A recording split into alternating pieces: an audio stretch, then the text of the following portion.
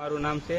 મારા પપ્પાની 16 તારીખે અહીંયાથી 15 દિવસના ટૂર માટે ગયા હતા જમ્મુ અને કાશ્મીર, અને ત્યાં મોરારી બાપુની સપ્તાહ હતી. ત્યાં થોડા દિવસ રોકાવાના હતા અને ત્યાર પછી વૈષ્ણોદેવી, પછી રિટર્નમાં પંજાબ અને રાજસ્થાન થઈને પછી 30 તારીખે અહીંયા ભાવનગર પરત આવવાના હતા. અને આજ રોજ એ લોકો પહેલગામમાં ગયા હતા. ત્યાં અચાનક થઈ હુમલો થયો, અને હુમલો થયો એમાં મારા પપ્પાને હાથે વાગ્યું છે અને અત્યારે હોસ્પિટલાઇઝ કરેલ છે અને અત્યારે એની તબિયતથી સ્ટેન્ડ છે.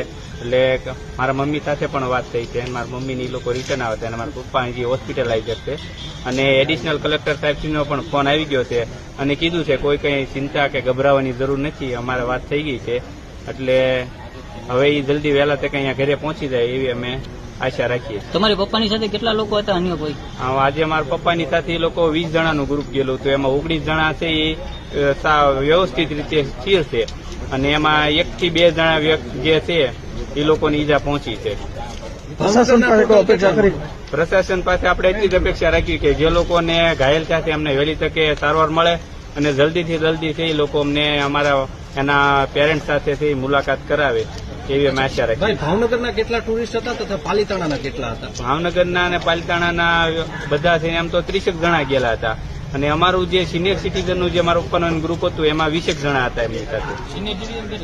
સિનિયર સિટીઝન જ હતા.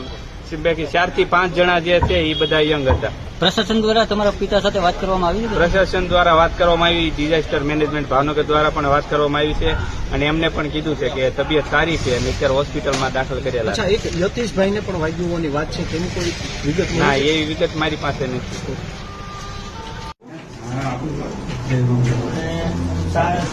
આવો